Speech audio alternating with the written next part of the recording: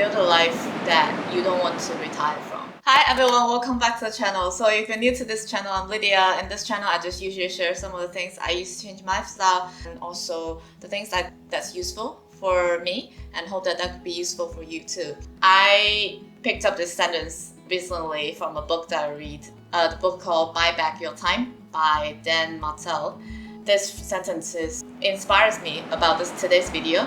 It's about build a life that you don't want to retire from. I think that would be my goal. Other than that book about Buy Back Your Time, I also have read two other books. One is called Obstacle is the Way by Ryan Holiday. It's a very famous book already. And the other one is called Deep Work. All of those three books, I think it sort of complement each other in the theme that how you should arrange your life. You can actually arrange your life to keep a high energy so that you can view various events in life from a good perspective that actually help you. But the first step is actually managing your time. And that's about today's video. I'm going to share some of the hacks that I've been using. Also recently, I wanted to revisit those principles and want to improve my time management skills, and at the same time doing it on this video together with you, and hopefully it can be helpful for you too. So the first part is about schedule the big things first. In the book Buy Back Your Time, Dan Martell was telling the story. If you have an existing big jar and it has already have a lot of pebbles in it, on the spot somebody asked somebody else to put in the big rocks and see if it can happen. Of course it couldn't, right? Because it's not enough space. But if you do it the other way around, if you put the big rocks first and then fit into the small pebbles, it actually usually could work. And you can even fit in sand, you can fit in like water. And in that book, the author was telling the story as if the small pebbles are all of those things that you do, all of those smaller tasks that you finish at work and all the smaller things that you do in life. But actually what's more important is the big rocks. Those are the most important thing in our life. Say for example, like health, family, spirituality, friends, and stuff like that, and love. That really reminds me how we should plan our years. And that's how we're going to start today's video by talking about a preloaded year. And that's the concept I borrowed from the book Buy Back Your Time. The author usually just use the December, reflect, and also plan next year. Any of the big things like family and friends, birthdays, and the most important like anniversaries, all the other big important things. If I do it now, live. So I have this completely blank sheet of template of a year open in front of me. We're standing on May the 1st. For demonstrative purpose, I am going to start from today, as if it's the new year of the day. I know as of next year in January, I really want to spend some time with my mom because it's gonna be her 60th birthday. After the pandemic, I just realized it's really sometimes out of our control whether you have a lot of time with your family. We need to try the best we can to plan something ahead of time so that we actually spend the most important time together. So today is May the 1st, so I've already planned my mom's birthday. It's gonna be the first week. You can see mom's birthday celebration. My birthday week is also here. And now you have the year pretty much like this. And I also know that I'm going to plan something around work as well. Because usually it's the time that people start to do your annual review and stuff. So I'm just going to block out that week to remind myself it's time for annual review. Basically, you have all the big events well planned so that you wouldn't worry about what's gonna happen next. Really important things for you as a person. So it's not just about work, it's not just about how can you make more money, it's also about life maintenance to keep as a healthy body and then keep as a healthy mindset and really maintain all the important relationship in your life. The other trick is you can always batch the smaller stuff into big stuff. So I was trying to do annual review preparation in October, but of course I couldn't just do that in one single week. So right now I'm also going to schedule sometime in August because I know that it's gonna be really quieter at work. So I'm just gonna do a week there to see if I can just use it as a time to get all my feedback and reminder for feedback, reach out, chat with colleague. If you have planned everything, you wouldn't think of it, oh, did I miss anything? So it's really, really helpful. Just put it in basil.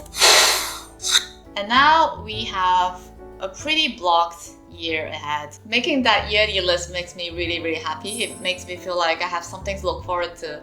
The big things are being taken care of. Depending on your situation, you might have other big things that you want to take care of. And all those stuff, though, can be break down and put it as a block. And also from that, you'll be able to plan your week. And so it comes to our second point is, how do you plan a week? I think it's more of a routine concept. I would take a week and see how we can do it. So I start every single day as a gym time at 7 or 65 a.m. And then I'll also do reading time. After I finish the gym, I'll be able to go to my favorite coffee place and start reading. And then I'll be able to arrive at the office around 9:30 a.m. Because I'm a morning person. I will try to batch in as much as I can in the morning. And during the day, I will just leave something because it's really difficult to anticipate what's going to happen. I'll just leave the day open. But I will try to have 2 or 3 coffee catch up with my friends at work on. And those are the time that I really need a coffee. And then around like people's dinner time, I will be able to go to gym or yoga session, like a shorter one. So I'll be able to start again after the gym and yoga and then do another 2-3 hours of work. And if I'm lucky, I can go home around 9 or 10 p.m. depending on how much work we have or whether we have meetings around late night. If not, I'll be able to read a book again or do something else, creative content or writing and all the other stuff. And around 10:30 p.m. is the time that my body really gets tired because I've been waking up. That's the time I'm starting to say, oh hey, by the way, it's about to get ready to go to bed. So I will usually dim down the lights and read a few pages before I go to bed. Saturday and Sunday is a lot more interesting to look at and also a lot more exciting because I get more freedom over my Saturday and Sunday. I will be able to do most of the stuff that I love to do.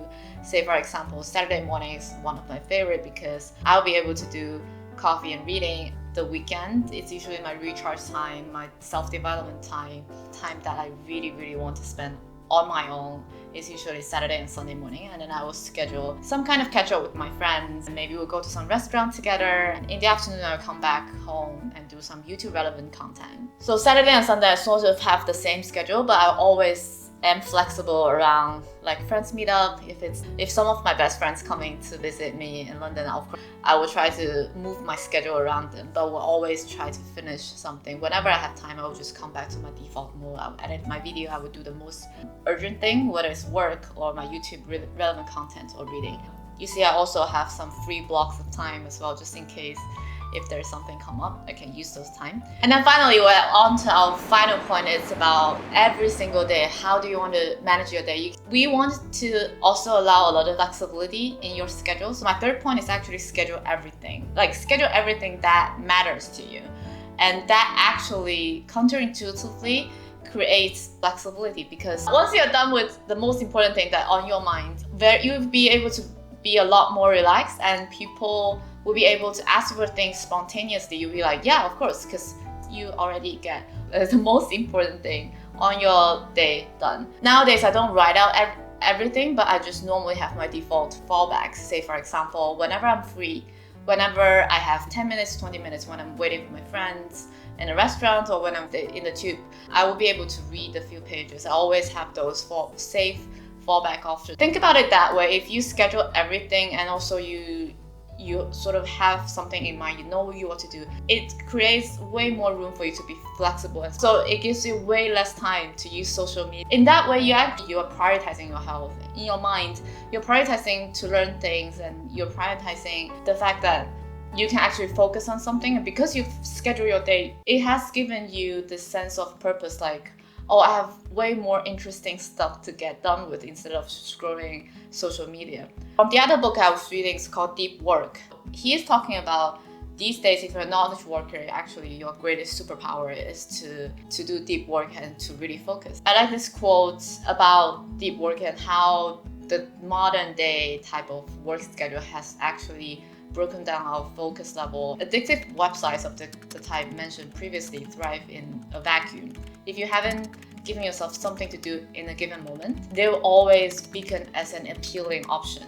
If you instead fill this free time with something or more quality is the most important thing. More quality, their grip on your attention will loosen. It's crucial, therefore, that you figure out in advance what you're going to do with your evenings and weekends before they begin. Structured hobbies provide good fodder for these hours as they generate specific actions with specific goals to fill your time. It's really important that you actually schedule blocks of time and you always have something to look forward to. So I hope this video could offer some kind of help for you. Broken down how to manage your time, you start from a year and then go into weekly and then go into every day.